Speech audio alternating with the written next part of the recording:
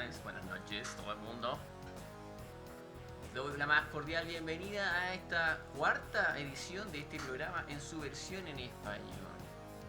A propósito, también aprovechamos de agradecer al Dr. Samael por ser nuestro más reciente seguidor. Y a Cuchuple Valente por aparecer en el chat por primera vez, luego de su aparición de la semana pasada. Bienvenido. A continuación, tenemos más que un programa como está estructurado como los que hemos hecho en semanas anteriores. Este es más una especie como de reflexionar sobre cosas que a mí ya me llaman la atención, pero que no necesariamente están resueltas en mi cabeza o en la cabeza de los seres humanos.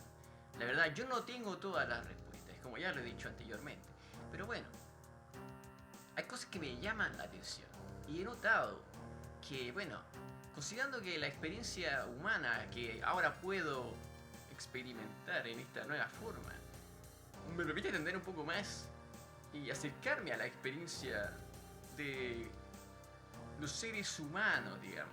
Aún así hay cosas que yo la verdad necesito conectar, hay cosas que todavía no calzan. Y bueno, a partir de esta interpretación que yo he hecho sobre estos eventos y cómo han cambiado comparándolas con mi otra experiencia en la academia, en el espacio, viviendo en otros lugares, en otras galaxias, lejos, hace miles de años.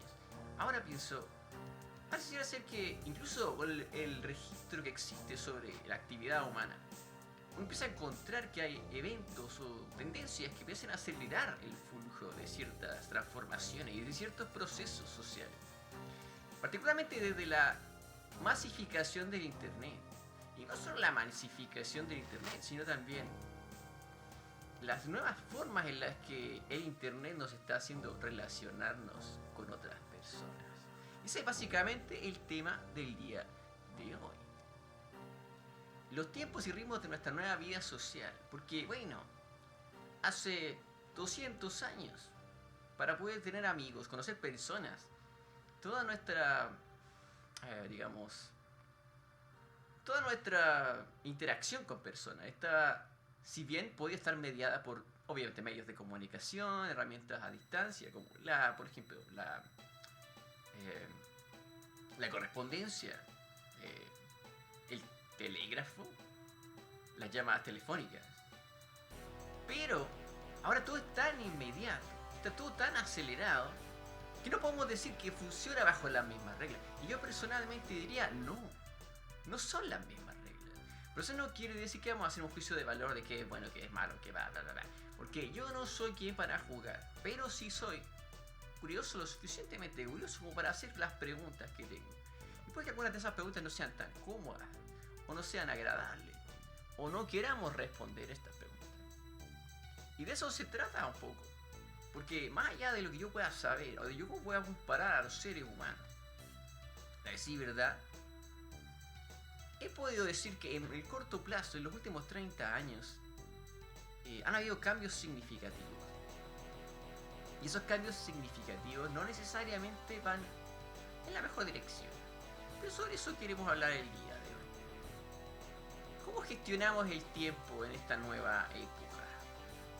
Porque claro, anteriormente teníamos que hacernos la idea, digamos, de que nuestros amigos, nuestras amistades, nuestras redes, el tejido social que construimos con otros, comunitariamente, teníamos que tener el tiempo de las personas en nuestra mente, como por ejemplo, este pibe entrena a básquetbol de tal hora a tal hora, yo sé que para poder encontrarlo en su casa y poder acceder a su atención, por así decirlo, o que llamarlo a cierta hora, cierto momento del día.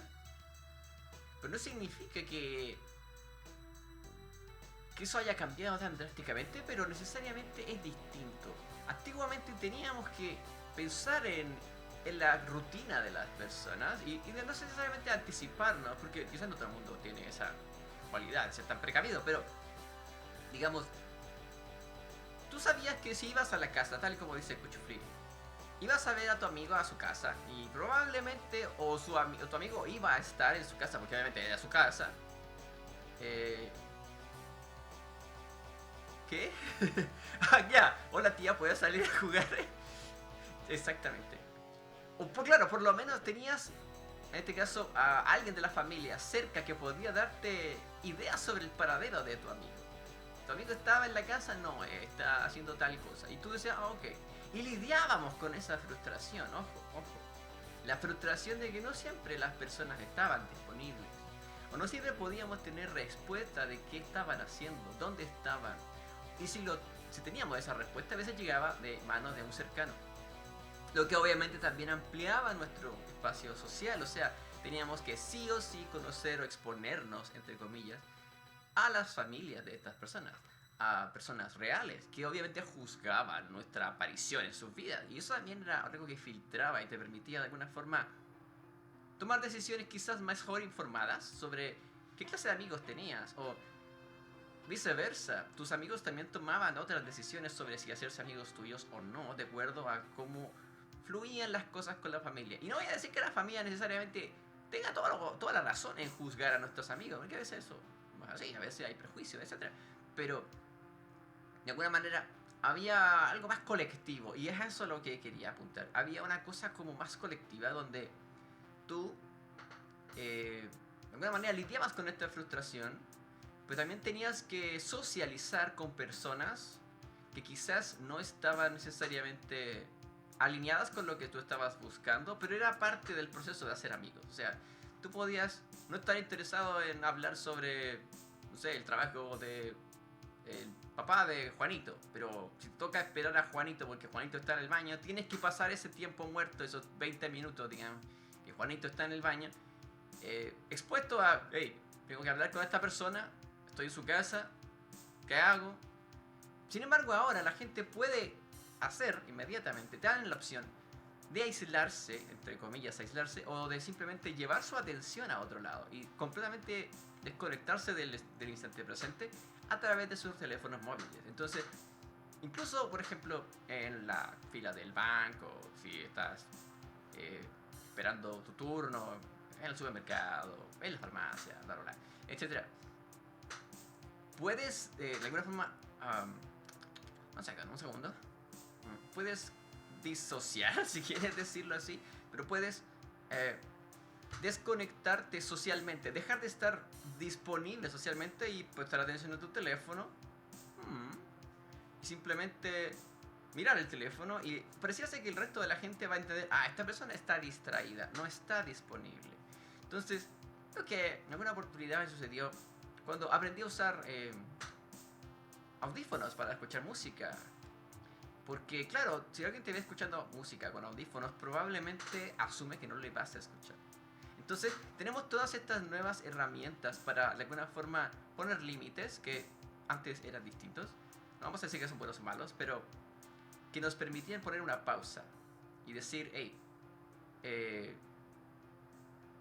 o sea, que ahora nos permiten poner una pausa y decir, no, yo ahora no quiero involucrarme, yo no quiero hablar contigo y yo no hablo con extraños.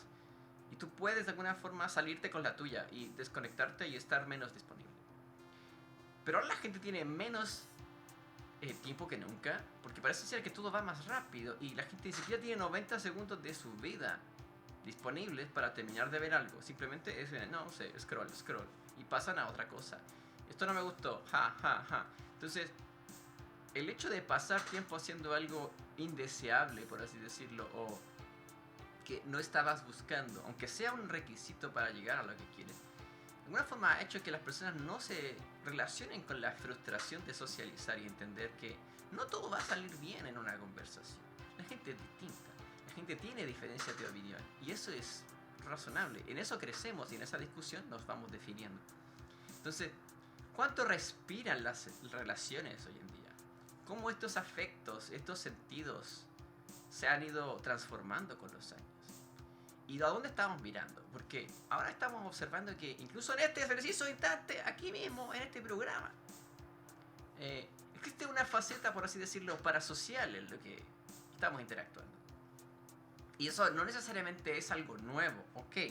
Por ejemplo, antiguamente no todas las personas, por ejemplo, en la época feudal, digamos, tenían la oportunidad de ver al señor feudal, bla, dueño de bla, bla, bla, del castillo, bla, etc., todos los días.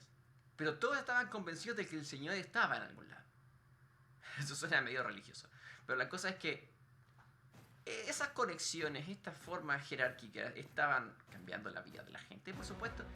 Pero no necesariamente la gente tenía que tener todas las pistas y las piezas para someterse a esa forma social. Y ahora pareciera ser algo que está más en la faceta virtual, que simplemente con que esté disponible la información a la persona.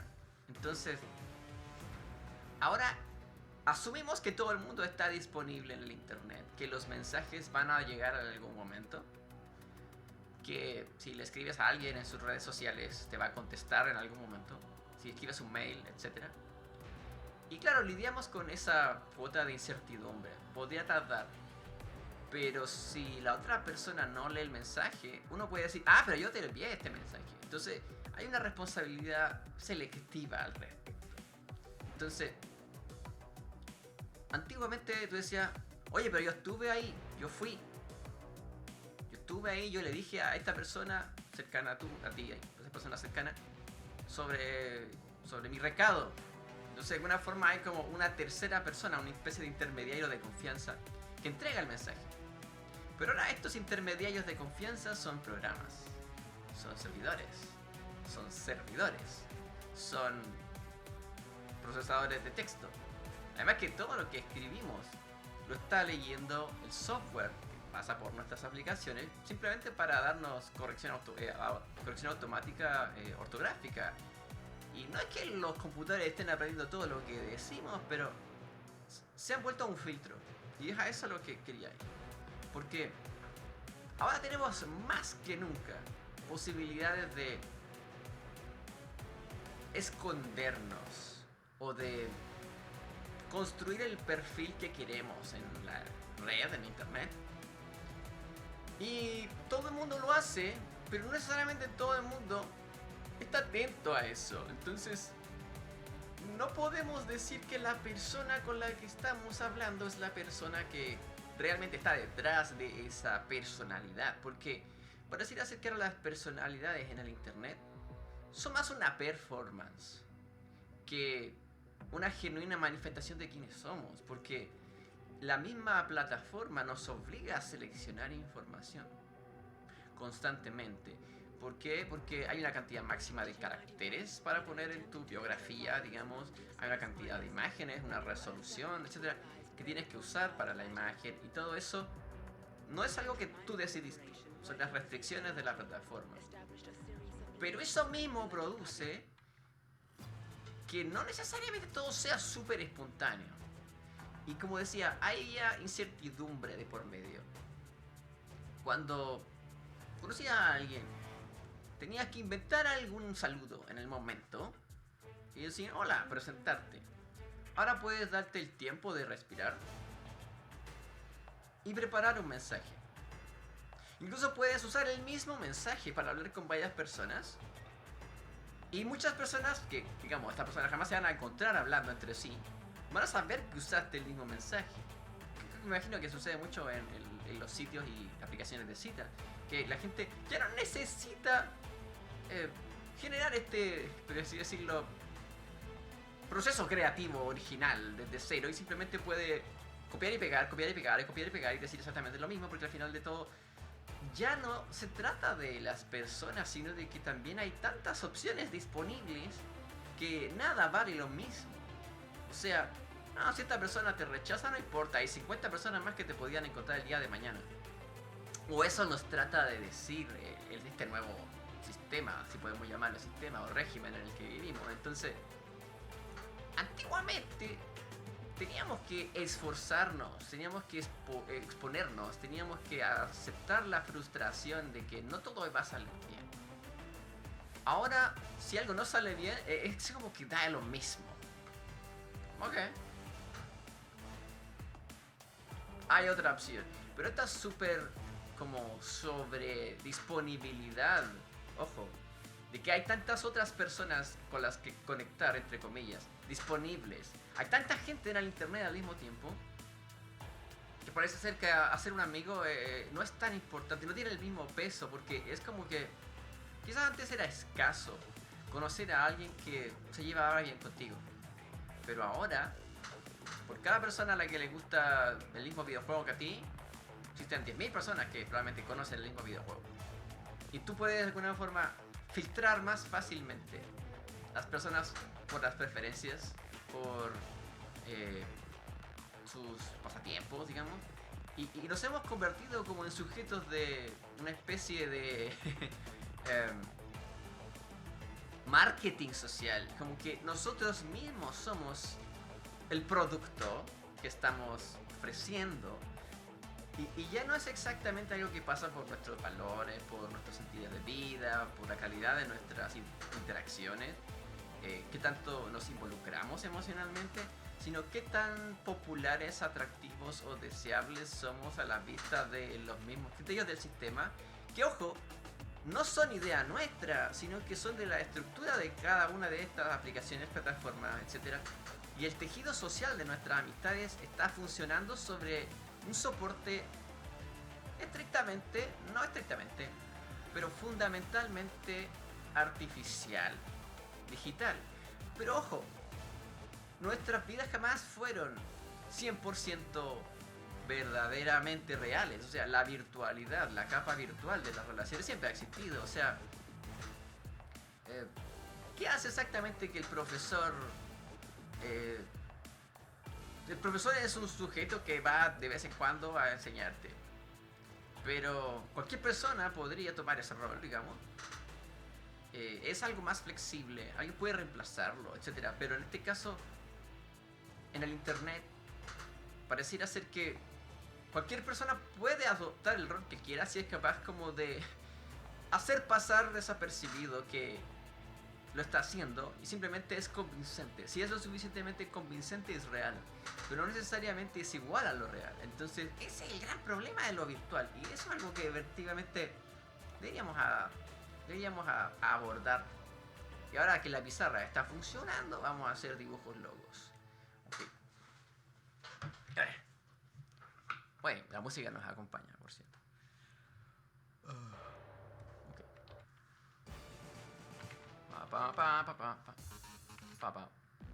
Ahora, un momento. Quiero cambiar la música.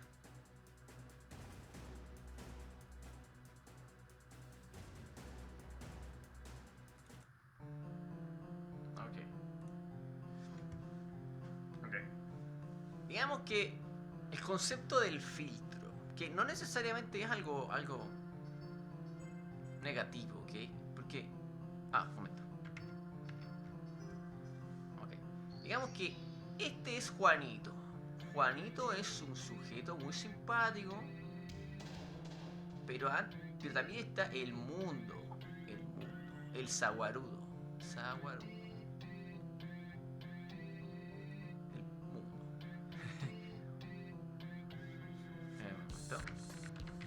Esto no es una buena idea. Bueno, el mundo.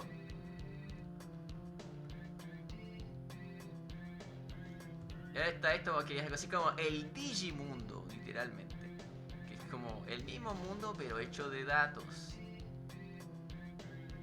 El tema es que el mundo que conocemos, está tan sostenido en esto y viceversa, que ahora lo virtual no es que sea menos real, es que es una de las capas de lo que sostiene la realidad, incluso en las áreas de lo casi imaginario, si lo podíamos llamar, pero para efectos prácticos es prácticamente parte del mismo, como si fuera algo así como el interior y el exterior de una caja. No puedes tener afuera sin adentro, por así decirlo. Entonces, antiguamente, digamos, hace 60 años, si Juanito quería hacer amigos, tenía que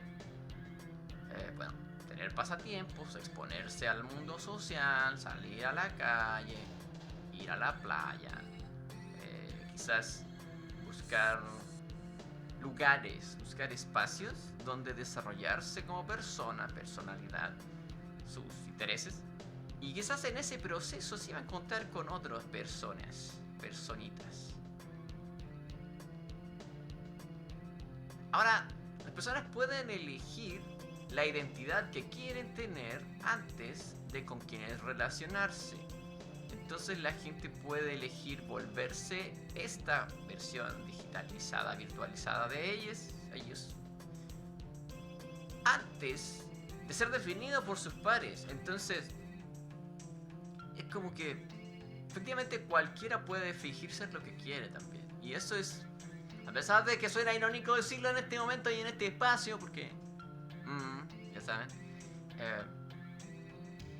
no necesariamente estamos poniendo en duda qué tan genuino es, pero estamos hablando de qué tan fácil es adoptar una personalidad y hacerla creíble para los demás. Entonces, ahora, entre miles de otras cosas, existe la IA generativa, o sea, puedes crear, si quieres, independiente de los juicios que puedan existir por medio, puedes crear un perfil, un nombre, puedes crear un personaje completo con una historia, con un rostro, con un trabajo.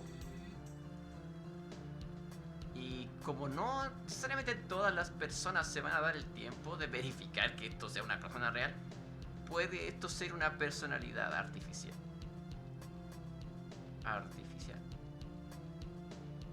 Arte. Entonces, podemos crear una personalidad artificial. Podemos usar tantas máscaras como queramos. Podemos no usar ninguna máscara y luego decir que estábamos usando una máscara y la gente de alguna forma va a decir, oh, esto era falso, pero quizá era real. O sea, la línea entre lo que es cierto y lo que no es cierto está volviéndose delgadísima. Entonces, la personalidad es más vulnerable que nunca. ¿Por qué? Porque puedes cambiarla, puedes mover los puntos de referencia en cualquier momento y lo que era falso puede ser real y lo que es real puede ser falso. Y esto es algo que estuve leyendo hace unos meses cuando me obsesioné con Jean Baudrillard, que es el autor de varios textos sobre lo que es la teoría de la simulación o la teoría de la Matrix, si podemos llamarle así, que es precisamente quien influenció la idea de la Matrix como película. Luego, Jean Baudrillard dice que para cierto nivel, imagínense un atraco a un banco. Si tú vas y reúnes un grupo de gente y dices, ok, vamos a hacer un reality show, vamos a hacer un experimento social, en este experimento social vamos a tomar rehenes en este banco y vamos a mostrarles lo fácil que es asustar a la gente y quedarnos con, no sé, el dinero. Y más encima, bueno, el dinero de los bancos ya ni siquiera necesariamente está ahí, que mucho del dinero es especulación en números, y eso está de nuevo en informática, en números, en computadoras. No necesariamente es como que puedas abrir la bóveda y ver todo el dinero ahí, o hay, no sé, piezas de oro, etc.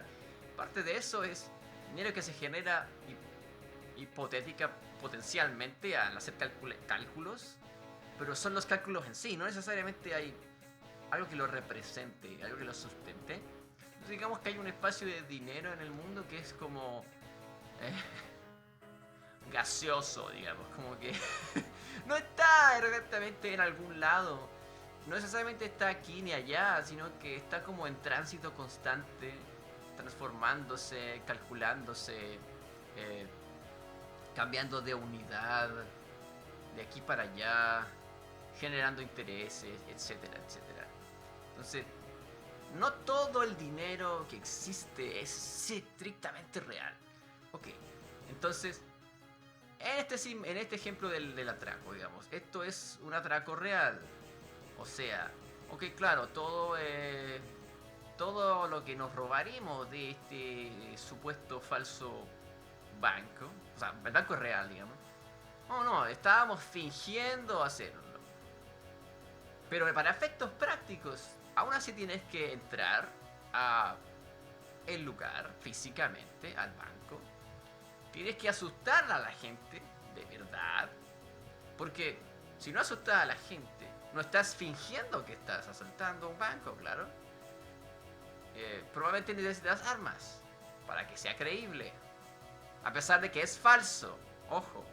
Entonces, consigues muchos elementos que si bien son parte de la vida real, de lo ostensible, o sea, tú puedes tocar el arma de juguete o lo que sea. A pesar de que sea de juguete, es real. Pero la cosa es, ¿en qué momento, qué pone, qué define la línea? Entre esto, si para efectos prácticos sigue siendo un montón de sujetos con pasamontañas, con el rostro tapado, con armas, gritando fuerte, asustando a la gente, intentando quedarse con el dinero de un banco. Y ojo, muchas veces robar dinero de un banco quizás ni siquiera va a ser llevarse el dinero realmente, llevarse algo, porque claro, como les explicaba, si el dinero ahora está en espacios digitales es cosa como de apretar un par de botones y enviar ese dinero de una cuenta a otra y listo. No, ni siquiera necesitas pasar por el proceso de moverlo físicamente, tomarlo y trasladarlo. Simplemente lo desplazas de un lugar a otro, cambiando, digamos, los atributos de eso. Y eso es estrictamente mover las cosas como antes. ¿Es una forma nueva? No es una forma nueva, siempre ha sido así. Porque en realidad, ¿qué es la propiedad privada? En fin, bueno, no vamos a hablar de eso el día de hoy. Eso es para otro día. Pero la cosa es que en este experimento, esta hipótesis, modelo, representación, que queramos llamarle, que describe John Baudrillard en Cultura y Simulacro, claro, la idea de robar un banco se enfrenta tarde o temprano a lo real. Se ve como sometido a lo real, independiente de que digas, no, esto siempre fue una simulación, esto en realidad es una broma o algo, etcétera, etcétera. Entonces, ¿qué define que algo sea real o no? Es más difícil que nunca de entender. Y no es que haya una línea 100% invisible, nosotros decidimos eso. O decimos y darle cuota de realidad a las cosas. ¿Y por qué esto es tan drástico cuando hablamos de las relaciones parasociales? Porque para efectos prácticos, si una persona quiere la propiedad privada de Miguel Hernández, si quieres, un momento, me distraje con Miguel Hernández. Claro, si alguien quiere, por ejemplo, probablemente conocerán lo que es el catfishing o la gente que se hace pasar por otra en internet. Si nunca puedes verificarlo, ¿es real? Si tu mente cree que es verdad, da lo mismo si nunca fue real. Si la otra persona estaba fingiendo, pero tú lo creíste real, ¿es real para ti? ¿Qué es real? Finalmente, ¿dónde está? O sea, en la mente. Porque para tu mente ver una película de acción, una película de guerra, violencia, etc. Una película. Pero aún así tu mente procesa las señales y ejecuta, me imagino. No soy científico en eso todavía. Pero tu cerebro experimenta y conecta áreas de tu memoria a corto plazo y a largo plazo con otros recuerdos de cómo es una guerra, cómo son las armas, cómo es la violencia, cómo es el dolor, cómo es el sufrimiento, cómo es, etc. Y tú entiendes todos esos conceptos porque has experimentado hasta cierto punto esas experiencias, como quizás, no sé, cortarte un dedo, lastimarte un hueso, etc. Entonces, tu idea de la empatía y del sufrimiento ajeno está basado en tu experiencia física o lo que tu conciencia y tu sistema nervioso es capaz de representar para hacerte sentir lo mismo y decir, oh, esto es una fractura expuesta de tobillo, etc. Entonces, en base a eso tú dices, oh, qué lamentable es que a esta persona en esta película le pase lo mismo. Entonces, para tu cerebro, ese proceso sigue estando influenciado por un evento real, por una memoria real de un evento.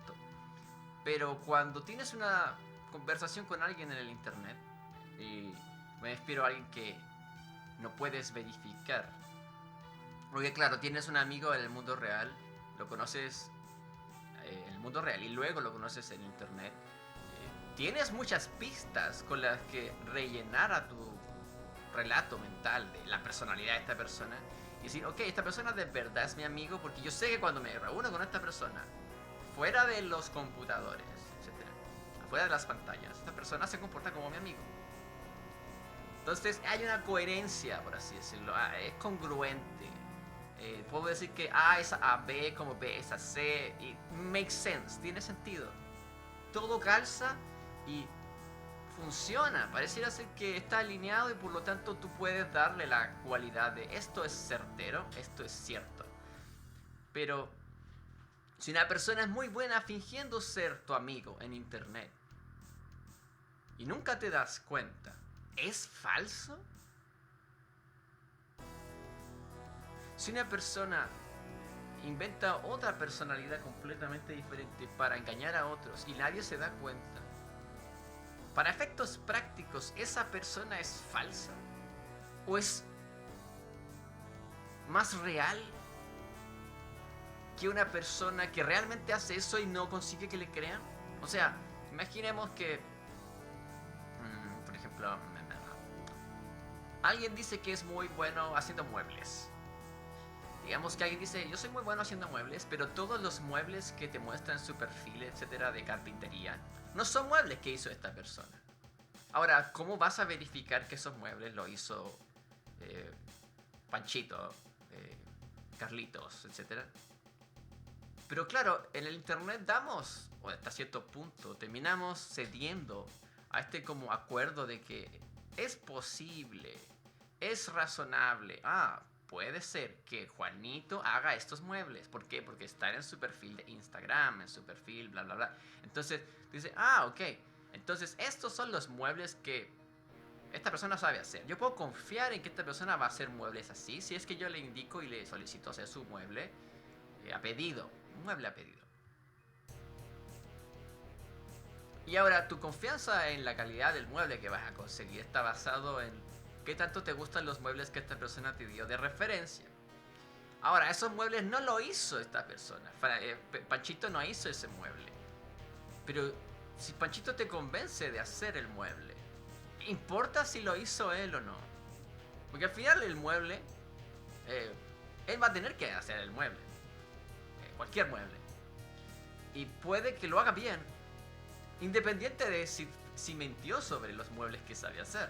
Puede que el primer mueble que haga salga bien y, de suerte, digamos, sea totalmente convincente. Y tú jamás dudes, a pesar de que él usó una imagen que no era suya, de, no sé, una repisa que hizo alguien más, en Pinterest, etcétera.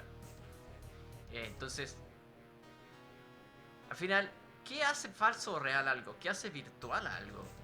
Porque al final todo está, en cierto sentido, sostenido en la realidad. O sea, y esto ya es como para quebrarse la cabeza más duro. Yo la verdad lo pienso todo el tiempo. Que el mundo virtual del que estamos hablando, e incluso esta experiencia que estamos teniendo, como ser vendedor de muebles en los Sims, que esto de las relaciones parasociales, de las aplicaciones de citas, etcétera, de los perfiles falsos, de los bots en Twitter, en Instagram, etcétera, todas estas cosas que no son 100% verificables, si podemos llamarle así, siguen estando soportadas por algo real. O sea, incluso una imagen falsa es un archivo JPG, digamos, en algún lugar. O sea, estos datos, esta información está en un SSD, en un disco duro, digamos, en el computador de la persona que está tratando de engañarte. Está ahí, o sea, está en algún lugar, es real. Pero ¿es realmente falso? ¿Cómo algo puede ser realmente falso o falsamente real? Pero en realidad, ¿me entienden? Es complicado. Pero de eso se trata y por eso está entretenido. Precisamente porque, por ejemplo, esto puede ser un poco controversial, pero en fin.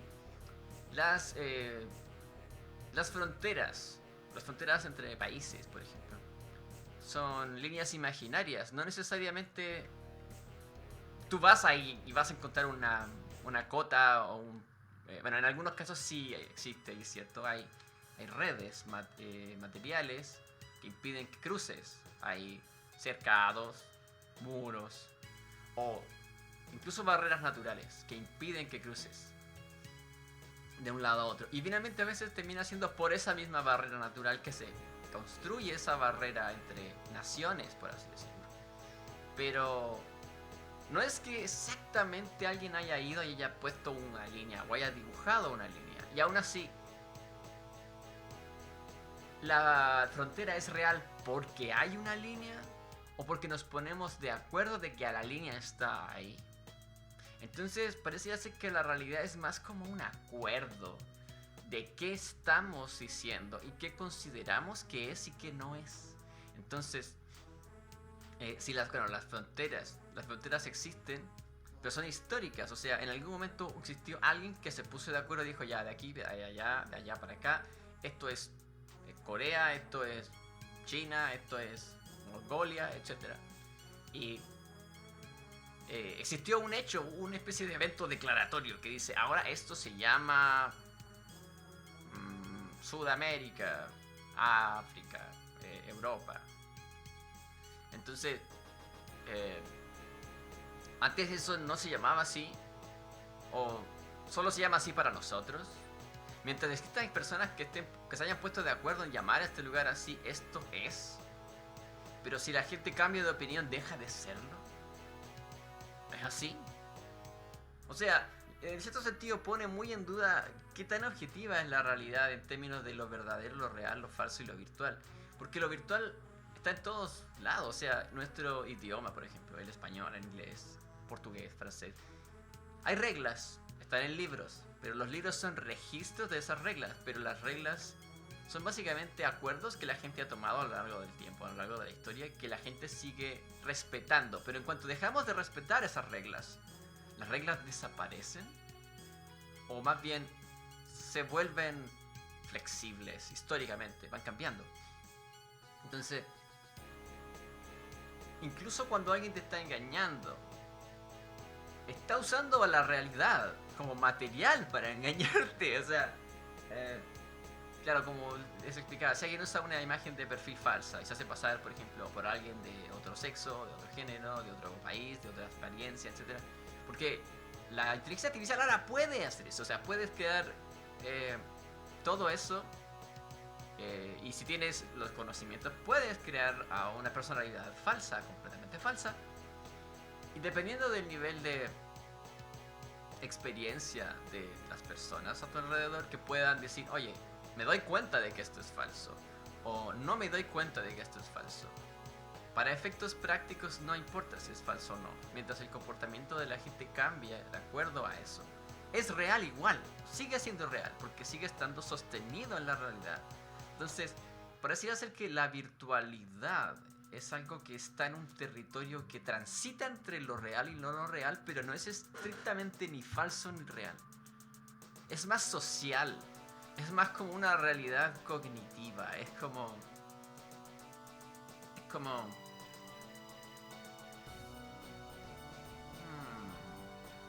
Es como si hubiese una especie de red que sostiene las cosas. Y tú ves las cosas, cuelgan de la realidad. Pero en sí la red es invisible. Pero está ahí. Siempre está ahí. Entonces, de nuevo, pone en duda que la experiencia de la realidad y de las relaciones sociales sea algo 100% real, sino más algo de naturaleza conductual y cognitivo. Es como que en realidad lo que nos hace socializar y construir sociedad y comunidades tiene que ver con que para nosotros existen, más allá de que simplemente existen porque nos conectamos. O sea, cuando conocemos a alguien en nuestro barrio, etcétera, por aquí en el lado oscuro de la luna, etcétera, mis vecinos, ¿somos vecinos en la medida en que estamos cerca? ¿O somos vecinos en la medida en que reconocemos que estamos cerca? Porque podrían estar muchas formas de vida invisibles, imperceptibles, presentes a nuestro alrededor ahora mismo. Pero si no las notamos, para efectos prácticos no existen. Claro. Pero eso no las hace desaparecer, solo las hace invisibles para nosotros, que son invisibles. Entonces, ¿qué hablamos de cuando hablamos de formas de vida o inteligencia no humana? Formas de vida no humana, no terrestre, no terrícola, etc. eh, en realidad es como que es todo lo que podemos notar versus lo que no podemos notar. Pero eso no lo hace menos real. Entonces, todas estas otras teorías sobre la realidad holográfica tienen más peso. O sea, nuestras relaciones sociales son virtuales porque en cierto sentido no estamos amarrados de los brazos entre nosotros para decir este es el amigo de Juanito, este es Pedrito, Gabriela, Federico, Mauricio, Eren Jäger, mi casa, etc. No estamos etiquetados, o sea, no andamos cargando, bueno, en cierto sentido sí, bueno, tenemos documentos de identidad para uso nacional, para uso internacional, tenemos identidades y nombres, etiquetas, de una forma, esas son nuestras etiquetas sociales. Pero si tú no te llamaras Rodrigo y te llamaras Hans, dejas de ser la misma persona solo porque tienes otro nombre. Cuando usas un apodo no dejas de ser tú, pero finalmente, ¿qué te hace tú? Que sigas identificándote con las cosas que hacías ayer, como para que sigas comportándote de una manera coherente que haga que los demás sigan diciendo, hey, tú eres esa misma persona. Porque si dejas de hacerlo, eres la misma persona. Entonces, de alguna forma, tanto lo virtual y lo real y la personalidad en sí son fenómenos de la conciencia y del el evento como social, conductual. Entonces, es más en la medida en que somos coherentes y en que generamos una especie como de historicidad. O sea, de que hay hitos en nuestra vida que nos hacen cambiar. Pero nos hacen cambiar en la medida en que seguimos identificándonos como la persona que éramos antes, a pesar de que siempre estamos cambiando. O sea, las células en nuestros cuerpos, nuestros recuerdos, nuestras interpretaciones de nuestras propias vidas, nunca son las mismas. Varían, evolucionan, cambian, todo el tiempo. Pero eso no te hace a ti menos tú. O por otro lado, es la otra pregunta. Quizás nadie es quien cree que es. Pero para efectos prácticos nos convencemos tanto de eso que incluso podemos estarnos engañando sobre quiénes somos y ser otra cosa que no entendemos. Entonces, de alguna forma, ¿por qué es tan drástico y por qué me considero tan problemático esto de que ahora el soporte de las relaciones sociales no sea necesariamente... Un momento.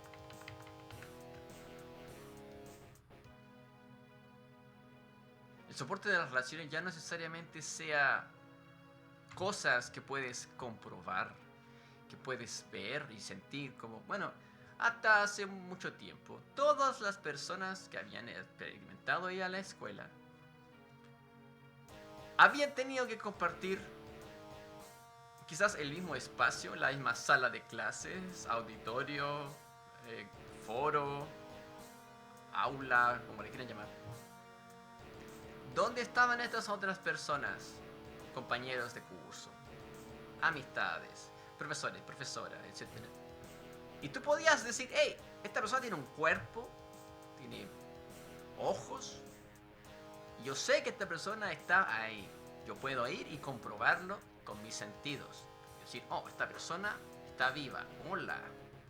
Y la persona te saluda, manitos, etc. Pero ahora no podemos darnos la mano necesariamente, pero tenemos acceso a la gente de todo el mundo a través del internet.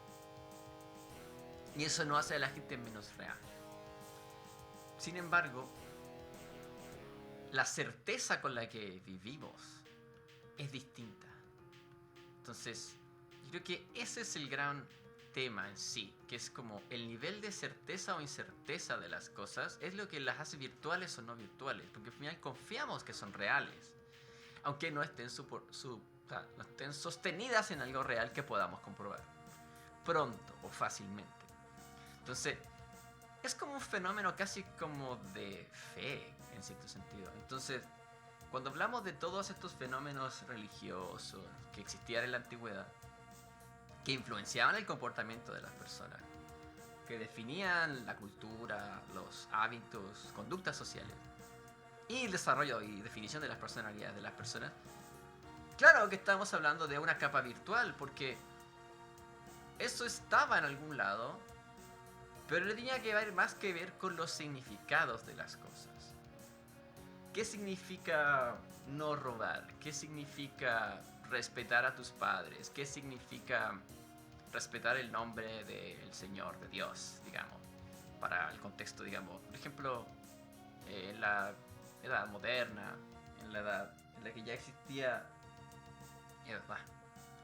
un credo religioso que coexistía con una ciencia emergente, digamos, de alcance mundial, porque si bien, claro, la ciencia siempre ha existido, quizás no como ciencia, no como la llamamos, pero la idea de someter a análisis empírico, de probar si las cosas son ciertas, de generar un sistema organizado de solución de problemas, eso sí, si bien sí nos ha acompañado por mucho tiempo. Entonces, ahora la certeza de qué es el mundo y la, digamos, esfera social es distinta.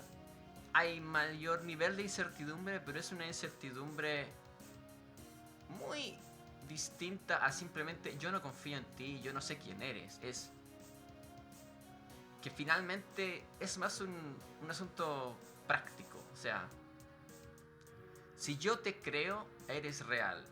Pero si tú me convences, no eres real. Entonces al final no necesitas ser convincente, solo necesitas participar. Porque al final es la otra persona la que va a decidir si eres convincente o no. Entonces, una persona puede tener el mismo comportamiento contigo como amistad en internet, y dos personas distintas pueden evaluar ese mismo comportamiento distinto y decir, no, esta persona es falsa, y esta otra persona puede decir, no, esta persona es real. Porque esta otra persona tiene otros criterios para evaluar qué tan certero es este perfil, o esta personalidad, o este amigo que acabas de hacer en internet. Tiene mucho que ver, como te decía, con qué tanto estamos dispuestos a exponernos, a decir quiénes somos, a decir qué realmente pasa y cuánto escondemos. ¿Cuánto escondemos de nosotros mismos? Porque muchas veces escondemos cosas porque no las conocemos. Entonces, ¿cómo puedes ser consciente y comunicar algo que tú no sabes de ti mismo? Entonces, yo diría que el gran meollo del asunto es conocerse como persona. Y en realidad ser honesto a esa realidad psicológica, ¿no? De que, sí, ya, ok. Alguien puede decir que esta persona es irascible, que se enoja por todo, que siempre está quejándose, etc. Si esa persona no se identifica con esa tendencia, no necesariamente esa persona es o no esa conducta. Porque la persona que está haciendo digamos, esta observación o, digamos, generalización sobre la conducta de Pedrito, Juanito, etc., que se comporta así, al final es porque le damos peso a esa opinión que decimos, ah, sí, esta persona es así. Pero esta otra persona puede estar haciendo esto en base a una generalización, puede estar simplemente diciéndolo porque está frustrada, porque está enojada, porque se quiere desquitar, y puede no ser verdad. Puede que esta persona haya hecho eso una vez, puede que esta persona haya hecho eso simplemente para burlarse o para poner a prueba la reacción de los demás. Entonces, al final, la conducta en sí es más cómo interpretamos lo que hacemos que lo que hacemos en sí, al menos en este nuevo, llamémosle, régimen de representación. Entonces, para cierto sentido, yo diría que la realidad es más frágil que nunca. Pero la realidad es porque es real en la medida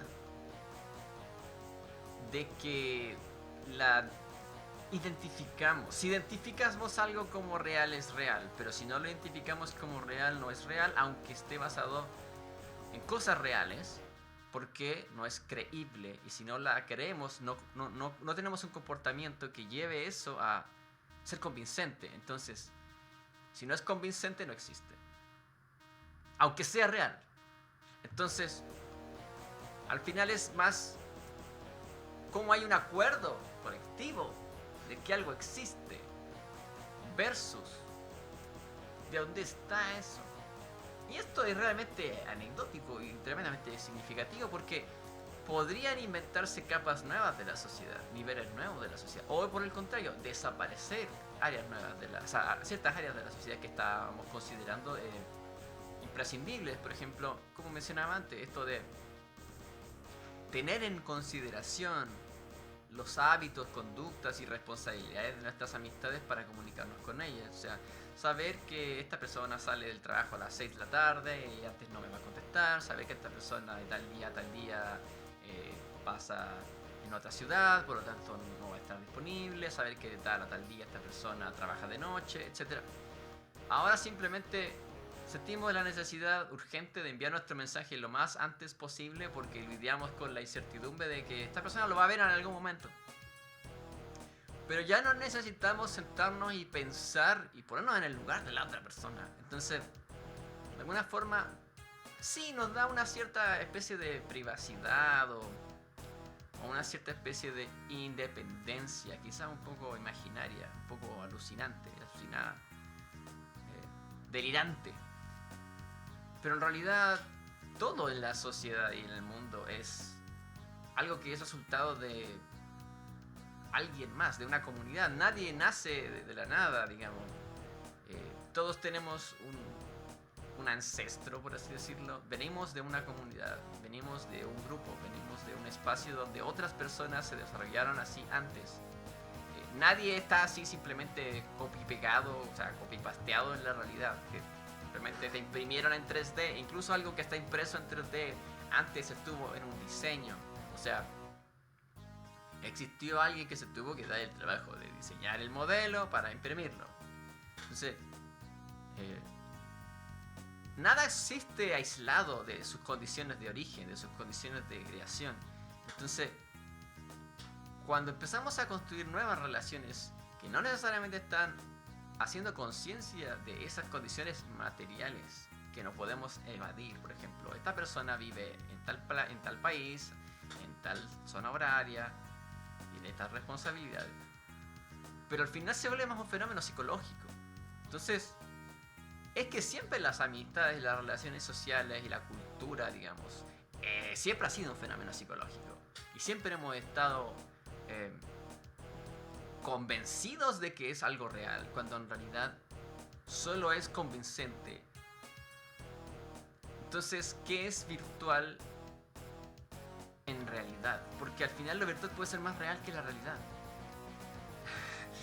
Porque al final puedes estar más seguro de lo virtual, al menos hoy en día, que de lo real. ¿Por qué? Porque puedes estar convencido de que alguien te está engañando, pero no confiar en que lo que te dice es cierto. Y puede que lo que te diga sea cierto, pero tú aún así sigas estando convencido de que es mentira. Y da lo mismo. Como que la verdad está en un momento muy frágil. Porque ¿qué es verdad si la verdad no necesita estar sostenida en hechos, sino en acuerdos? O sea, si alguien dice que la Tierra es plana, o que la Tierra gira, el Sol gira alrededor de la Tierra en vez de la Tierra alrededor del Sol, mientras todos piensen que es así para efectos prácticos, porque afecta las conductas de la gente construye sus vidas, construye sus expectativas en base a eso, pero no tiene que ser real. Basta con que la gente siga esas normas para que ejecute y haga eso realidad y lo lleve a cabo, lo termina volviendo realidad. Entonces, por ejemplo, el mejor ejemplo de esto es una obra de teatro. Una obra de teatro es ficción. Pero por supuesto que los actores los actores tienen huesos reales, voces reales, dedos reales, usan vestuarios reales, pero no son personales. O sea, sus personajes no son reales, sus nombres son inventados, sus relaciones son inventadas. Pero durante la duración de la obra es una obra de verdad, porque está sucediendo realmente. Entonces, ¿de qué estamos hablando? Porque luego de la obra, las relaciones de estos personajes no se mantienen. Pero se pueden volver a falsear. Puedes volver a convertir a estas personas en una familia y hacerlos vivir como los Simpsons. Y si no sabes la historia detrás de estos y que son actores, quizás no te vas a enterar y quizás no vas a notar la diferencia. Entonces, pareciera ser que la verdad y la virtualidad, la realidad, es más un fenómeno de los acuerdos, de los consensos, digamos. Si nos ponemos de acuerdo en que esto es real. Si no estamos seguros, da igual si es real, porque nuestra ignorancia no nos permite reconocerlo como real. Aunque lo sea, o sea, es como mencionaba antes, si la Tierra es plana, si la Tierra gira alrededor del Sol. Mientras la gente no lo crea y no viva de acuerdo a esta nueva forma de ver las cosas, ¿importa o no? Porque, bueno, por ejemplo, podían tener miedo de navegar más allá de cierto lugar por esta idea de que hay monstruos o de que se acaba el mundo y los barcos se caen a un abismo, etc. Entonces, ¿importa si la Tierra es plana o redonda cuando al final la gente jamás lo comprueba porque jamás navega desde cierto lugar en adelante porque tienen miedo a esta otra posibilidad de morir en el océano, en el abismo, etc.? Porque al final la conducta de evitar ir y evitar explorar fundamenta que no puedan comprobarlo. Pero así, en la medida en que no permite comprobarlo, lo hace parecer más certero. Porque claro, nadie ha visto eso. ¿Cómo puede ser verdad que existe una Tierra redonda si nadie lo ha visto? Ah, no puedes hacerlo porque si lo haces es muy peligroso. No vale la pena, no lo intentes. Entonces, eso sostiene esta mentira. Pero en realidad estas mentiras son simplemente acuerdos a los que hemos llegado para decir que las cosas son verdad o no. Entonces, la subjetividad de la realidad es más drástica que nunca. Sobre todo en esta época, me refiero. No podemos ser conscientes de nada fuera de lo que nuestro sistema nervioso puede percibir. Pero le damos sentido a lo que sentimos de acuerdo al espacio en el que vivimos, a la cultura en la que estamos, a las personas a nuestro alrededor, a los idiomas, a las cosas que podemos pensar. Y si no pudiéramos tener esas referencias culturales, históricas, sociales, educativas, o sea, alguien nos enseñó que,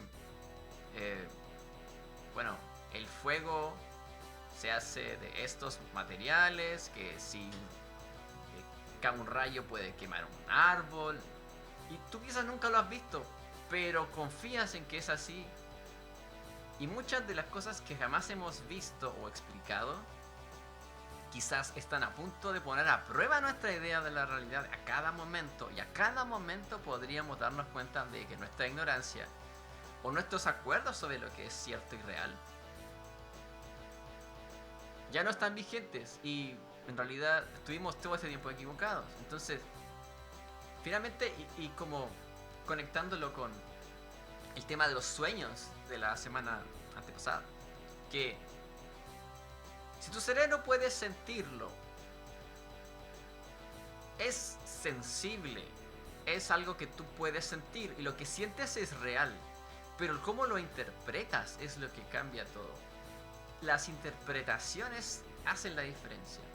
Entonces, la conciencia y estos relatos que construimos sobre qué es nuestra sociedad, nuestras interacciones, nuestras comunidades, es lo que finalmente hace la diferencia. Entonces, pareciera que vivimos más en una realidad consensual que en una realidad exacta, estrictamente verificable.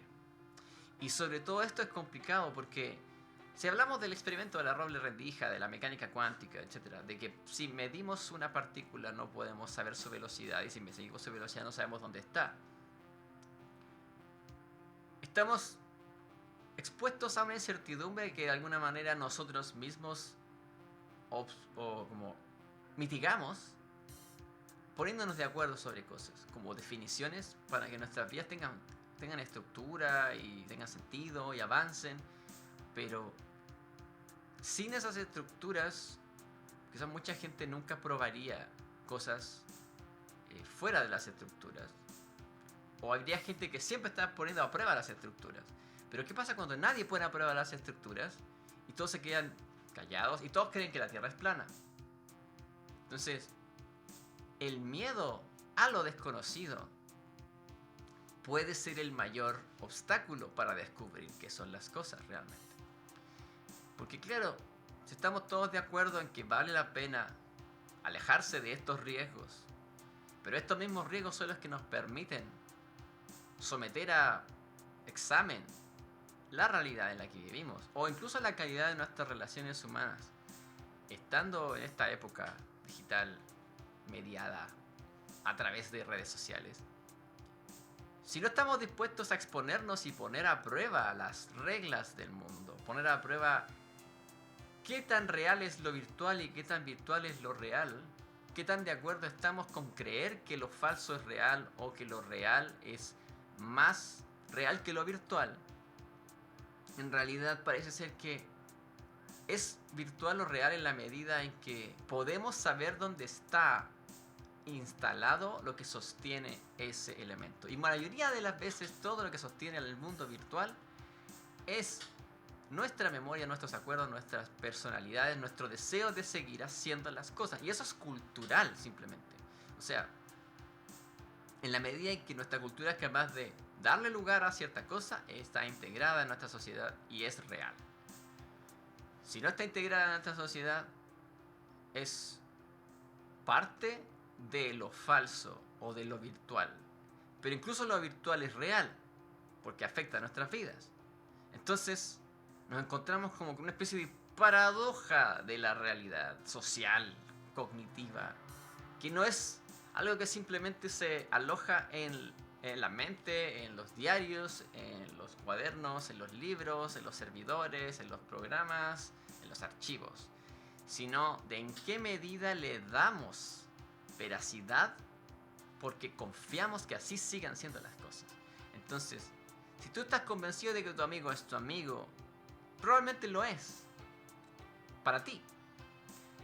Pero lamentablemente, y lo digo y lo vuelvo a insistir, todas las personas en tu vida podrían ser actores, fingiendo ser lo que son, si eres lo suficientemente maniático como para desconfiar de ellos. Entonces, al final,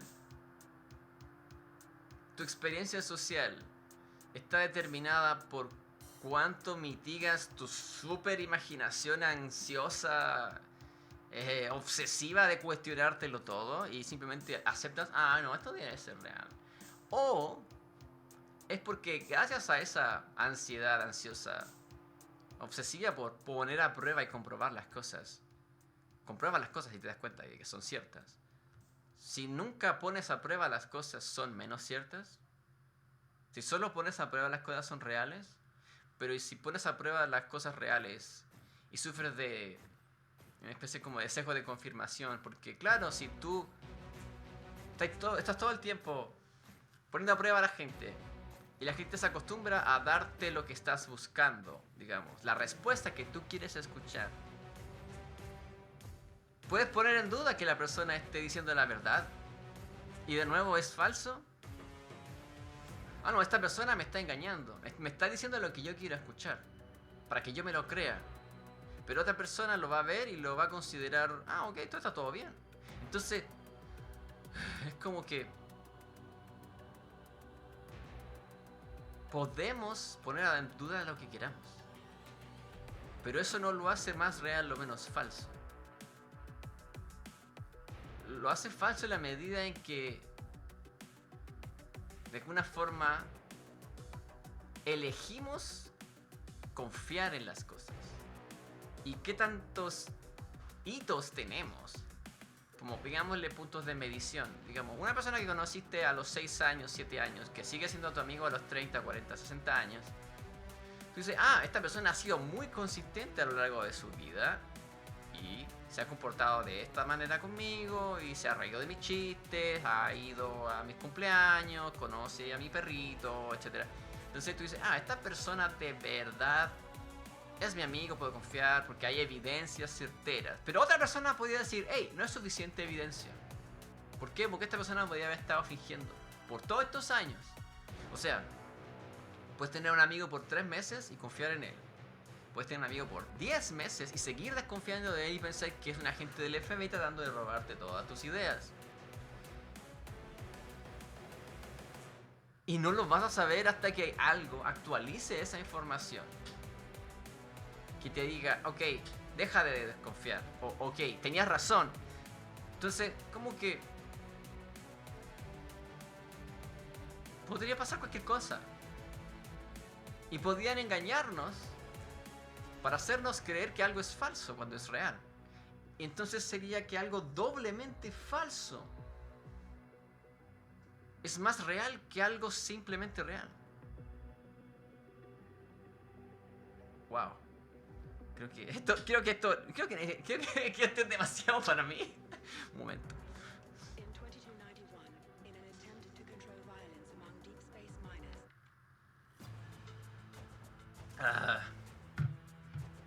Claro, si te mienten y te dicen que es falso, es una mentira real. Pero si te dicen la verdad y tú crees que es una mentira,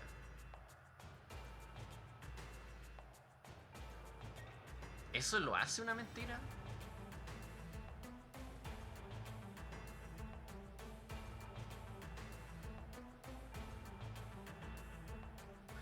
Oh, tratemos de ponerlo en un ejemplo.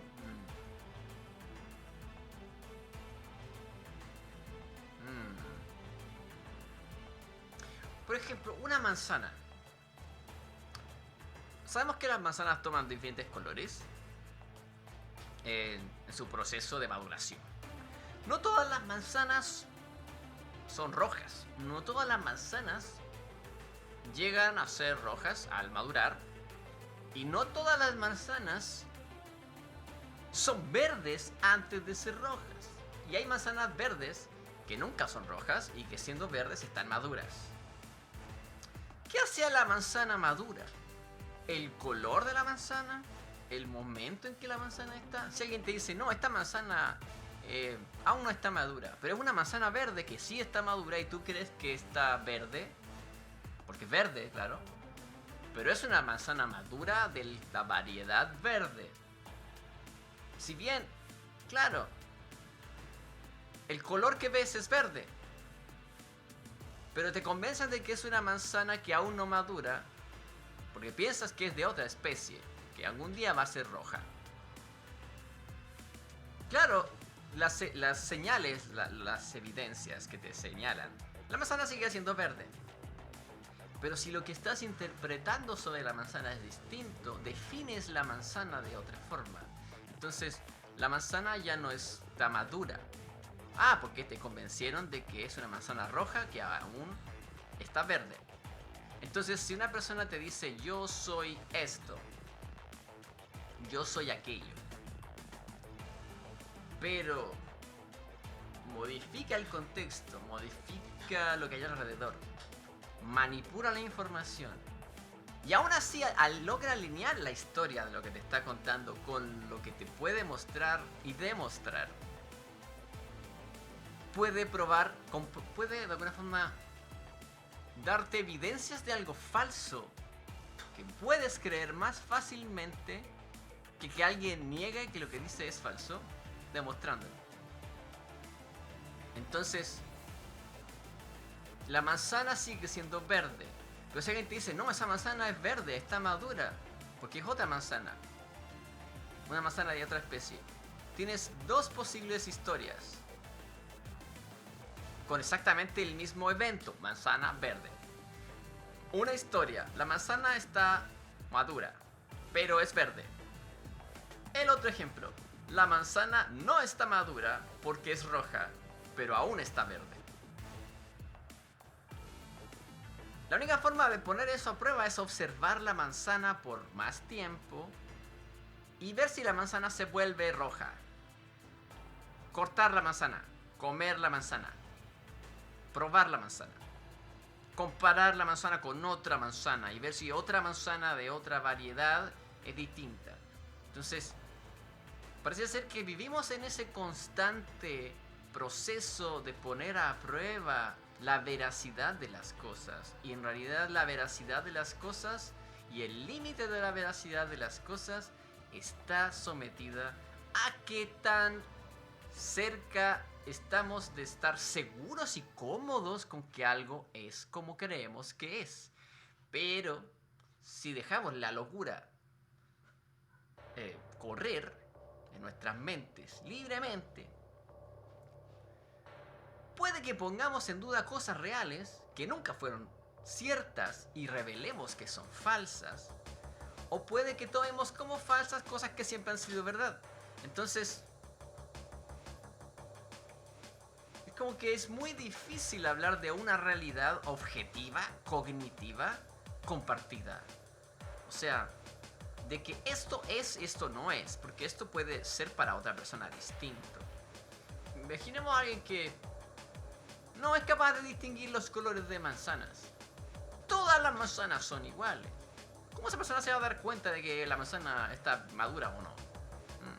¿Cómo se va a dar cuenta de que la persona de verdad es un estafador, esta persona que está engañándote, haciéndose pasar por alguien que no es real? Si todo lo que conoce hasta ahora son esas muestras o señales o pistas que está acostumbrado a considerar reales. O sea, si vivieras, digamos, en una ciudad donde todas las personas son payasos, todos son payasos. Si, digamos, el taxista es un payaso taxista, el funcionario del banco es un funcionario del banco payaso, así, todos son payasos, todos están vestidos de payaso todo el tiempo, haciendo diferentes cosas. O sea, imagino hay un supermercado donde todos los trabajadores son payasos, hay un parque donde la gente que se preocupa de los árboles también, los jardineros son payasos, son jardineros payasos, payaso jardinero, payaso periodista, payaso abogado, payaso payaso de las entregas, payaso de lo que se te ocurra, payaso taxista, etc. Entonces, todos son payasos. Entonces, si todos se comportan como payasos siempre, además de su trabajo, si tú conocieras a alguien más que finge ser un payaso, pero jamás ha vivido en esa ciudad, tú dirías, ah, sí, por supuesto, esta persona es otra persona más de esta ciudad, porque en esta ciudad todos somos payasos, entonces otro payaso más debe, por lógica, venir de la misma ciudad de los payasos. Entonces, la persona real que es el payaso que finge ser payaso para convencer que es de la misma ciudad, logró exitosamente convencerte de que es el payaso de la ciudad. Y puede ser completamente falso. Entonces, si tú lo crees, ¿es cierto? No. Pero, si todo el mundo se pone de acuerdo en que algo es verdad, se vuelve cierto. Eso es algo así como, más allá de las experiencias y del tiempo que nos tomamos en evaluar algo como real. No sé, hacemos 2 pruebas, 3 pruebas, preguntamos la misma cosa a la persona varias veces. ¿Somos amigos? ¿Seguimos siendo amigos? ¿Aún seguimos siendo amigos? Etcétera. Y las tendencias nos dan pruebas, y esas pruebas nos permiten tener certeza.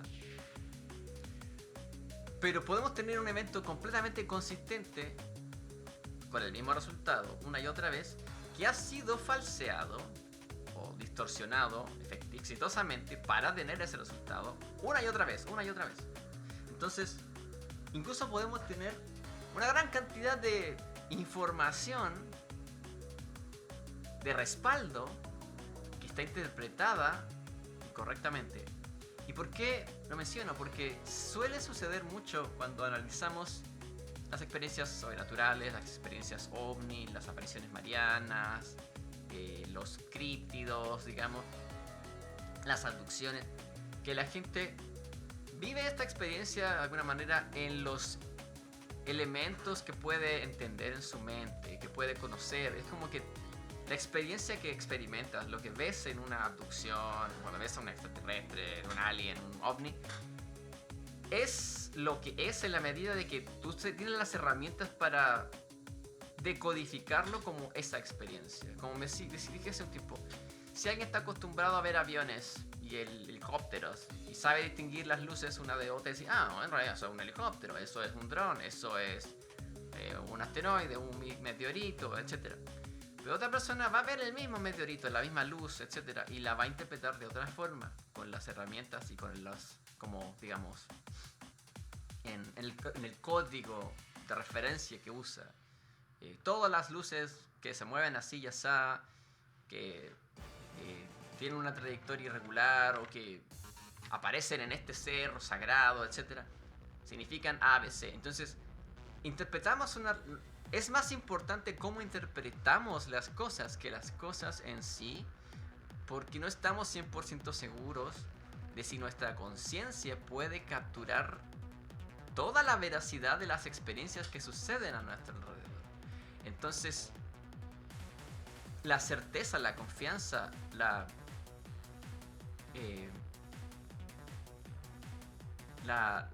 forma en la que hacemos conexión con otras personas, cómo nos sentimos seguros en una amistad, etc.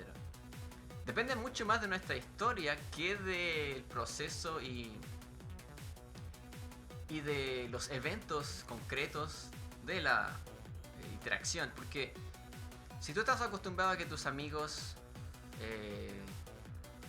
o tus cercanos solo te llamen por teléfono y jamás hablas por chat, por ejemplo, conoces a alguien que solo habla por chat y piensas, ah, no, esta persona no quiere ser mi amigo porque no habla conmigo por teléfono. Pero esta persona tiene otro código. Entonces, si se ajusta, si compartes el código, si le das el valor a las mismas cosas, de alguna forma, eso va construyendo consistentemente algo que tú puedes tolerar y decir, ok, esto es lo que yo siempre veo y como lo veo varias veces, debe ser real. Pero la frecuencia en que ocurren las cosas no determina que sean ciertas. Entonces, cada persona juzga lo verdadero, lo virtual o lo real, lo falso, en base a lo que le hemos enseñado, lo que le han inculcado su cultura, su sociedad. Y cada persona va a poner a prueba las cosas de forma distinta. Hay gente que quizás no voy a decir que es más crédula, porque no es tan así, pero me refiero, hay personas que confían más fácilmente que algo es como se lo dicen. Hay personas que son más curiosas, inquietas, y quizás no les va a parecer suficiente. Entonces creo que ese es como el gran meollo, y es como ya para darle un cierre al tema, que incluso antiguamente, cuando las relaciones eran distintas y cuando teníamos la posibilidad de ver a una persona así, flesh and bone, carne y hueso, saber que está aquí esta persona, es tu compañero de colegio, tu compañero de universidad, tu compañero de trabajo, tu vecino, tu amigo, etc. Tú podías tener acceso a los huesos y carne de esta persona y decir, esto es real, yo puedo sentirlo. Ahora saludo, etc. Esta persona está aquí, su temperatura puedo registrarla, esta persona está viva. No es una alucinación. Si esta persona me pellizca, me duele. Es real. Ok.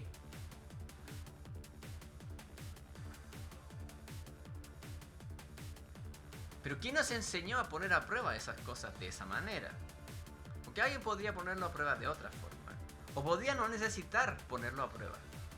Entonces, finalmente lo virtual y lo real tiene más que ver con nuestra confianza en cómo pensamos que son las cosas que de los eventos en sí.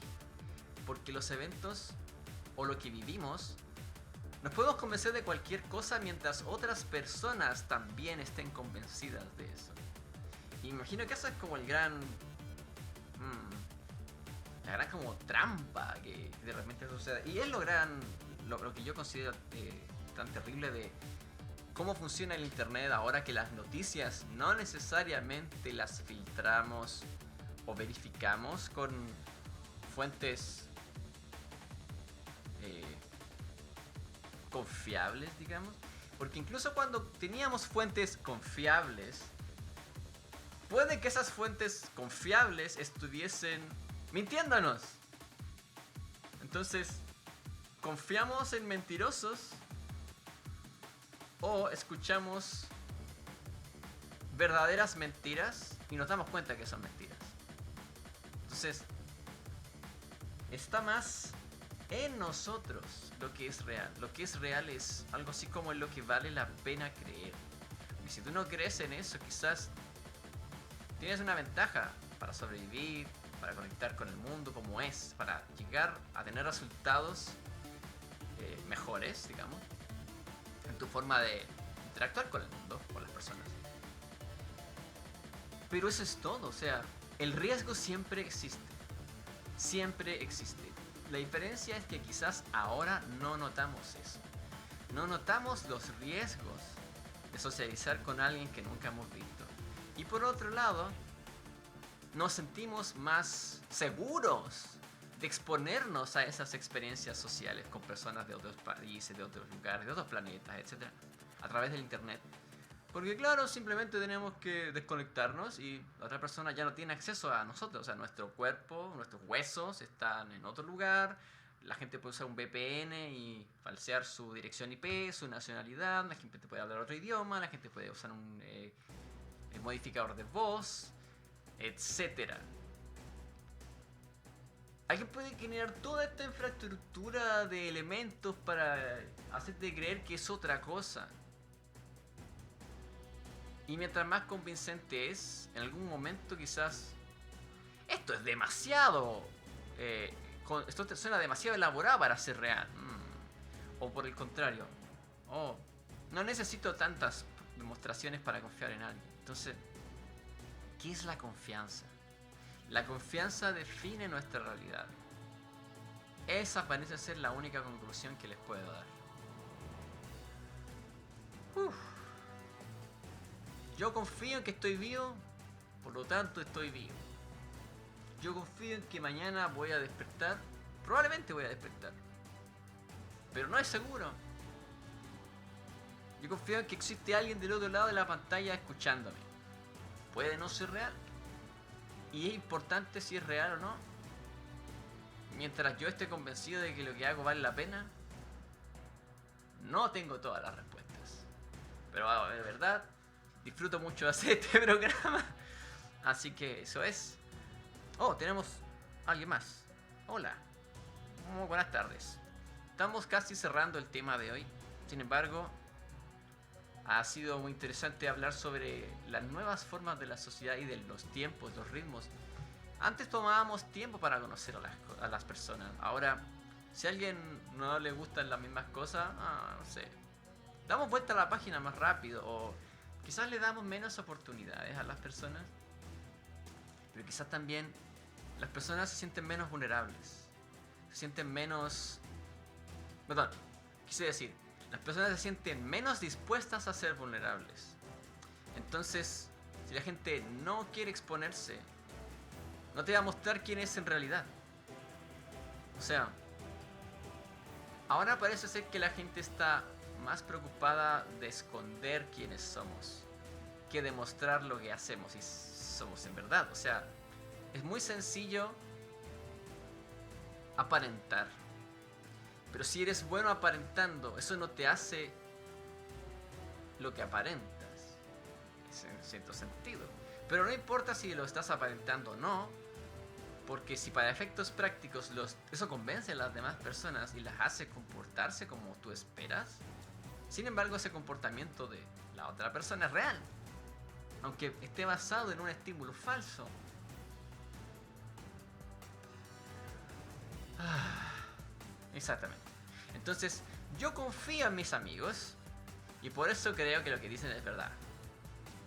Pero, incluso si lo pusiéramos todo a prueba, sí, obsesivamente, todo a prueba, podríamos generar una sociedad o una infraestructura de un tejido social donde todo el mundo está generando evidencias constantemente de algo que quizás no es lo que es. Entonces, puedes decir a alguien que tiene un auto. Ah, sí, yo tengo un Mazda RX-7, etc.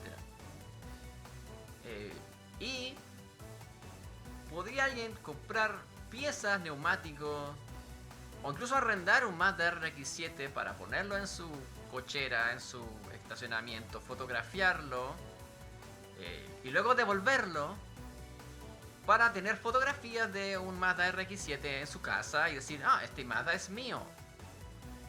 Entonces puedes tener todas las evidencias que quieras sobre que el auto es de Juanito. Pero Juanito puede haberlo fabricado todo desde el principio. Entonces es como que la evidencia no es suficiente. La evidencia no es suficiente para confirmar o descartar las cosas. Porque incluso la evidencia puede estar fabricada. Entonces, ¿tú confías en esta evidencia? ¿Tú confías en lo que sientes? ¿Tú confías en cómo interpretas lo que la otra persona te dice? Te quiere, te escucha, te habla, te propone soluciones, te comparte sus canciones favoritas, habla contigo sobre las series que viste, la película que viste, te comparte su comida favorita, etc. Y al final, sí, podríamos decir, todas estas personas podrían ser todos perfectamente trabajadores de la CIA tratando de espiarnos, pero yo tengo una teoría y eso lo voy a compartir. Yo pienso que es insostenible. Que hay como una especie de paradoja en esto de imaginar cuánto podríamos estar siendo engañados por espionaje, por el espionaje internacional. Porque, ¿cómo podríamos decir que hay tantas personas invirtiendo tiempo en espiar a otras? Que digamos ya, el espía número uno, digamos un espía norteamericano, espía a un espía de Europa, Scotland Yard, etc. Entonces, los de Scotland Yard ponen a un espía a observar a el espía que está espiando a Scotland Yard. Pero a ellos les conviene que les estén espiando, porque si los están espiando, tienen acceso al espía y a través de ese espía pueden espiarlos a ellos. Entonces, de alguna manera, ellos van a querer ser espiados para identificar a los potenciales espías y acercarse a ellos y espiarlos y descubrirlos. Que suena gracioso. Entonces, es más útil permitir ser espiado para hacer contraespionaje que combatir completamente el espionaje y no tener acceso a ningún espía al que espiar, porque no podías acceder a las demás agencias de inteligencia. Entonces, eso genera que haya un tercer sujeto de la misma agencia estadounidense espiando al espía que espía al espía norteamericano. Hablamos de 3 espías, ok. Pero ¿qué pasa si hay una tercera agencia, el Mossad, etcétera, no sé, en otro país, espiando al espía que espía al espía de Scotland Yard para evitar que espíe al espía norteamericano en primer lugar? Estamos hablando de 3 agencias, 3 países, 4 espías. Pero ¿qué pasa si en realidad todo esto era un plan de la agencia estadounidense para distraer a los demás espías, mientras ellos buscan una forma de espiarlos a ellos? Entonces, pues genera una cadena de espías y que sigue y jamás termina. El que espía, el que se deja espiar para espiar y hacer contraespionaje al otro, pero en realidad el contraespionaje en realidad es una forma de mantener distraído al otro, porque en realidad está generando otra idea en otro lugar que en realidad es el verdadero foco del espionaje. Entonces puedes generar espionaje como distracción, contraespionaje como distracción, simplemente va a tener a más personas distraídas, a más personas trabajando en espiar a otras personas. Entonces, hay un punto en que hay tantos espías fingiendo ser o no ser espías, o dejándose espiar unos a otros, que si lo piensas genera un serio problema de distribución de la mano de obra. La carga de trabajo que sucede complica la relación. Si tenemos 4 espías de 3 agencias distintas y agregamos una tercera, o sea, una cuarta fuerza, una cuarta agencia de espionaje, tenemos 5 espías. Pero podrían haber 2 espías en cada agencia, 6 espías. Si hay 6 espías en cada agencia y una espía se encarga de fingir ser una espía para atraer a los demás espías y hacerles contraespionaje, mientras que el otro hace el trabajo real del espionaje, y el otro tercero puede agregar uno que se dedica exclusivamente a hacerle espionaje a la otra agencia. Entonces tienes 3 espías por agencia, 9 espías. Y puedes seguir así, y seguir. Y seguir aumentando la cantidad de espías por agencia que hace espionaje normal, falso espionaje y falso contraespionaje para hacerse pasar por un espía que espía, para que ganen la confianza de la otra agencia y crean que en realidad ese espía trabaja para ellos, cuando en realidad trabaja para la otra agencia. Entonces, sigues generando capas y capas de falso espionaje o de espionaje casi innecesario. Pero hay un momento en que tienes a tantas personas dedicadas a espiar a otras que nadie está haciendo absolutamente nada excepto espiarles. Entonces, simplemente tienes a un montón de gente comparando la información, sospechando a una de la otra, pero ya no importa qué es real, porque todo puede ser falso, o todo puede ser real, pero importa si es real o si lo estamos haciendo para demostrar que la otra persona está espiándonos. Entonces, hay tanta gente espiándose una a la otra en este ejemplo que se vuelve insostenible, se vuelve absurdo, porque generaría...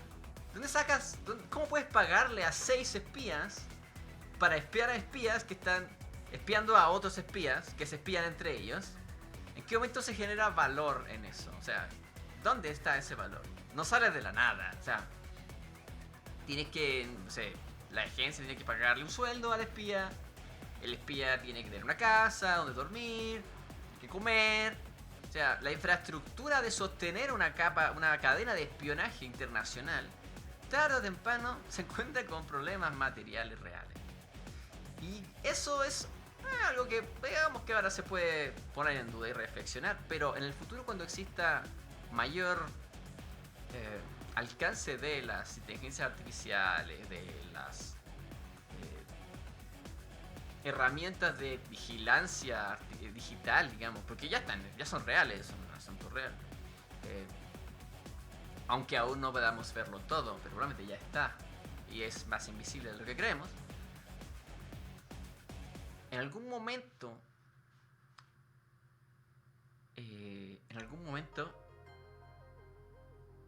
vamos a estar siendo espiados y observados solo por máquinas, porque es más barato, es más sustentable. Entonces,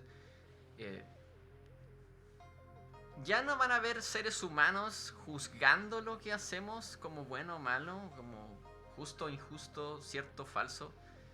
Y ahora sí, los robots pueden equivocarse a la hora de juzgar lo que ven, pero podría ser que lleguemos a un momento en la vida del ser humano, en el universo, etcétera, en que tengamos a un montón de formas de vida inteligente o formas artificiales inteligentes simplemente vigilándonos, pero ya dejemos de juzgar lo que es real nosotros mismos. Y eso es problemático. ¿Por qué? Porque ya no va a estar basado en nuestras interacciones, sino en lo que interpretamos de los datos que obtienen formas inteligentes artificiales. Y ya nadie va a estar viendo lo que hacemos realmente. Y simplemente vamos a ir observando las huellas de las personas y generando conclusiones en base a eso. Entonces también se produce que hay una serie de prejuicios imposibles de evitar. Pero es más sostenible que tener a 60 espías espiando unos a otros. Eso es distinto. Entonces, puede ser que en el futuro creamos que vivimos en un mundo ordenado, que tiene sentido, que va en alguna dirección, pero todas las personas o personalidades o perfiles o identidades que cambien información con nosotras podrían ser artificiales. Y por ser artificiales no son menos reales. Entonces, incluso podríamos conocer a alguien y estar completamente convencidos de que esa persona es real. Esa persona puede darnos todas las evidencias que pedimos para demostrarnos que es real y aún así no lo serlo. Porque se van a volver más y más convincentes estas formas, digamos. Y claro, alguien te puede decir, es que a mí no me gusta subir fotos, selfies a mi perfil porque no me gusta exponer mi vida privada. Y esa explicación es razonable, pero ¿es creíble? Está alineada quizás con lo que la persona de verdad hace. Revisa sus perfiles, no hay ninguna imagen de su cara. Pues esta persona te envía su selfie, digamos, como mensaje personal. Y tú crees que esa persona es real.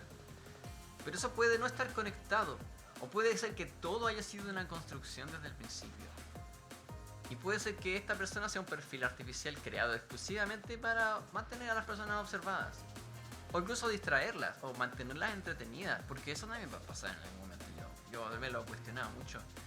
Que en la medida en que tengamos más perfiles artificiales, virtuales, digitales, bots en internet, se aproxima a este problema que Hideo Kojima ya lo veía venir hace mucho tiempo y de alguna manera es parte del tema de Metal Gear Solid 2, recomendado para todo el mundo, jugarlo, o por último leer o ver videos sobre el juego, muy recomendado, de que las inteligencias artificiales pueden estarse haciendo pasar por personas hace mucho tiempo y mientras no podamos notar la diferencia, no podamos hacerle un test de Turing.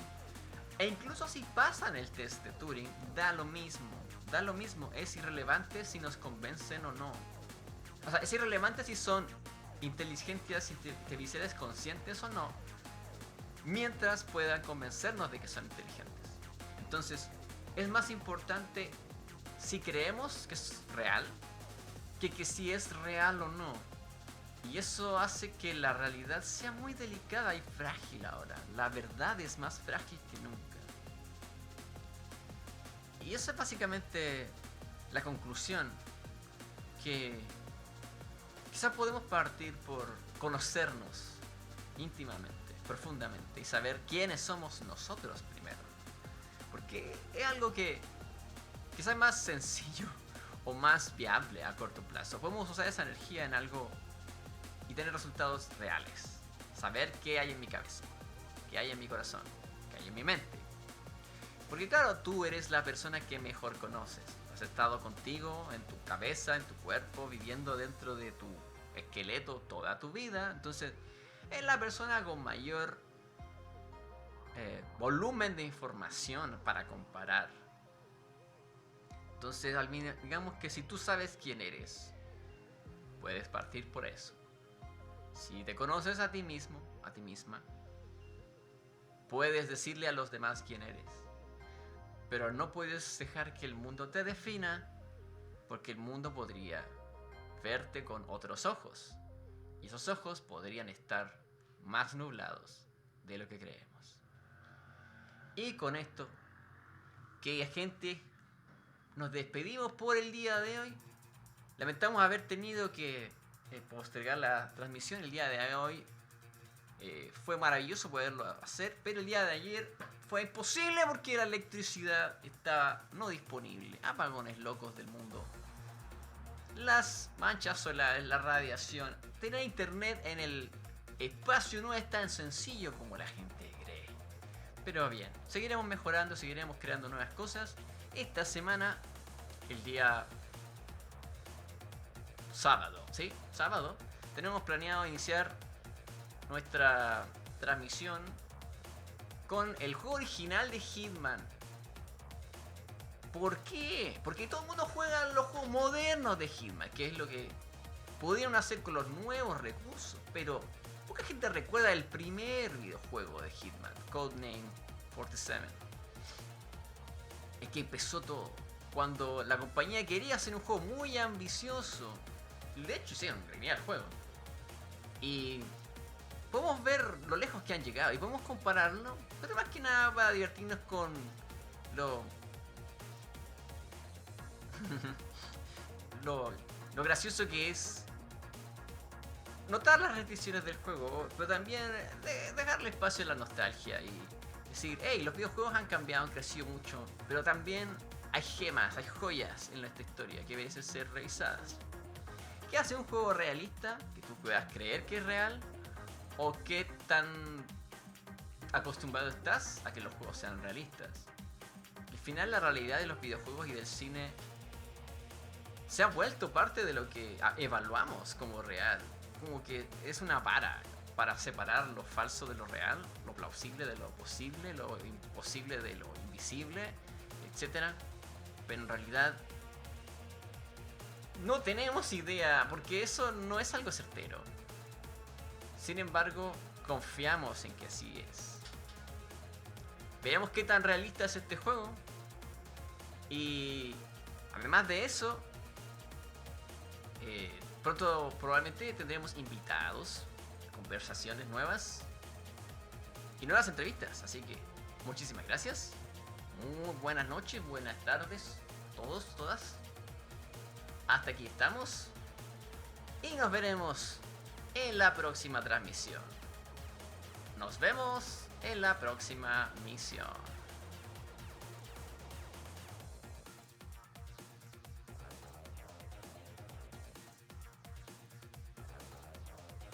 See you next mission.